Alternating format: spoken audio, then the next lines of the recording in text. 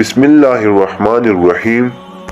شروع کرتا ہوں اللہ کے نام سے جو بڑا مہربان نہایت رحم والا ہے۔ ناظرین السلام علیکم۔ آج کی اس ویڈیو میں ہم بات کرنے جا رہے ہیں کیسے حضرت موسیٰ علیہ السلام نے قوم بنی اسرائیل کو قحط سالی سے بچا لیا۔ تو ناظرین، بنی اسرائیل کا اصل وطن ملک شام تھا، لیکن حضرت یوسف علیہ السلام کے دور حکومت میں یہ لوگ مصر آ کر آباد ہو گئے اور ملک شام پر قوم عمالقہ کا تسلط اور قبضہ ہو گیا، جو بدترین قسم کے کفار تھے۔ جب فرعون دریائے نیل میں غرق ہو گیا اور حضرت موسیٰ علیہ السلام کو فرعون کے خطرات سے اطمینان ہو گیا، تو اللہ تعالیٰ نے حکم دیا کہ قوم عمالقہ سے جہاد کر کے ملک شام کو ان کے قبضہ و تسلط سے آزاد کرائے۔ چنانچہ آپ 6 لاکھ بنی اسرائیل کی فوج لے کر جہاد کے لیے روانہ ہو گئے، مگر ملک شام کی حدود میں پہنچ کر بنی اسرائیل پر قوم عمالقہ کا ایسا خوف ہو گیا کہ بنی اسرائیل ہمت ہار گئے اور جہاد سے منہ پھیر لیا۔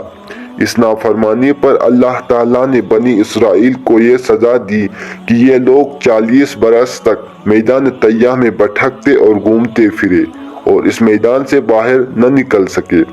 حضرت موسیٰ علیہ السلام بھی ان لوگوں کے ساتھ میدان طیہ میں تشریف فرما تھے۔ جب بنی اسرائیل اس آب و گیاہ میدان میں بھوک و پیاس کی شدت سے بے قرار ہو گئے تو اللہ تعالیٰ نے حضرت موسیٰ علیہ السلام کی دعا سے ان لوگوں کے کھانے کے لیے من و سلوہ آسمان سے اتارا۔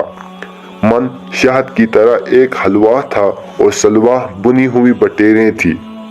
کھانے کے بعد جب یہ لوگ پیاس سے بے تاب ہونے لگے اور پانی مانگنے لگے تو حضرت موسیٰ علیہ السلام نے پتھر پر اپنا عصا مار دیا تو اس پتھر میں 12 چشمے پھوٹ کر بہنے لگے اور بنی اسرائیل کے 12 خاندان اپنے اپنے ایک چشمے سے پانی لے کر خود بھی پینے لگے اور اپنے جانوروں کو بھی پلانے لگے، اور پورے 40 برس تک یہ سلسلہ جاری رہا۔ یہ حضرت موسیٰ علیہ السلام کا معجزہ تھا جو عصا اور پتھر کے ذریعے ظہور میں آیا۔ قرآن مجید نے اس واقعے اور معجزے کا بیان کرتے ہوئے ارشاد فرمایا، اور جب موسیٰ نے اپنی قوم کے لیے پانی مانگا تو ہم نے فرمایا اس پتھر پر اپنا عصا مارو، فوراً اس میں سے 12 چشمے بہنے نکلے۔ ہر گروہ نے اپنا گھاٹ پہچان لیا۔